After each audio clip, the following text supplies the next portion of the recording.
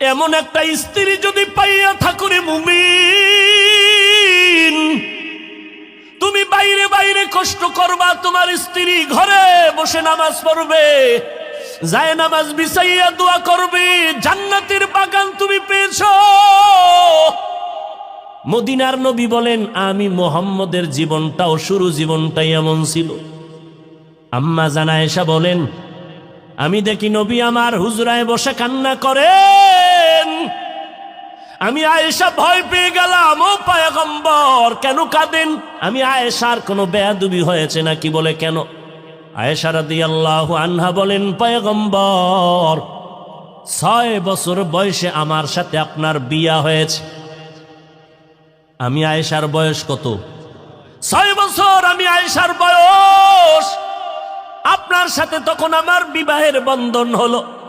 আমি আয়েশার যখন 9 বছর বয়স হলো তখন আমি আপনার ঘরে আসলাম। ও পয়গম্বর, আমার বয়স মাত্র চলতেছে এখন 10, 11, 12। আম্মা জান আয়েশার 6 বছরে বিয়া, 9 বছরে নবীর ঘরে আসলেন। আম্মা জান আয়েশা রাদিয়াল্লাহু আনহার 18 বছর যখন হলো তখন আমার নবী দুনিয়া থেকে বিদায় হয়ে চলে গেলেন। আর আমার এলাকায় আমার বোনের বয়স 20-25 হইয়াও যায়, আর বড় বিয়ার খবর নাই। আর আম্মা জানের সাথে নবীর বিয়া হইল কয় বছরে? জোরে খন। 6 বছর। নবীর ঘরে গেলেন কয় বছরে? 9। নবীর ঘরে নবী বিদায় নিলেন কয় বছরে? 18। নবীজির ঘরে যাইয়া আম্মাজান সময় কাটাইলেন কয় বছর? 6 বছরে বিয়া, 9 বছরে ঘরে গেলেন, 18 বছরে নবী বিদায়, থাকলেন কয় বছর? 9 বছর। এরে নাজিরপুর এলাকার আম্মাজান, ভালো করে শুনেন। আম্মাজান আয়েশা রাদিয়াল্লাহু আনহা 9 বছর আমার নবীর সংসার করলেন, মাত্র টোটাল 18 বছর।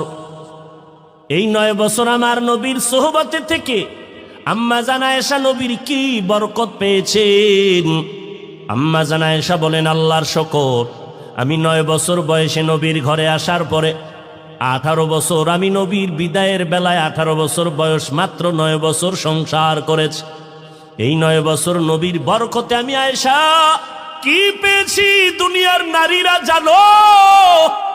আমি আয়েশা নবীর এই সোহবতে 2000-এর উপরে হাদিসের হাফেজা হয়ে গেছি। আর আমগো আম্মাজানেরা কোরআন শরীফও পড়তে পারে না, নামাজে দাঁড়াইলে কি পড়ে আল্লাহই জানে।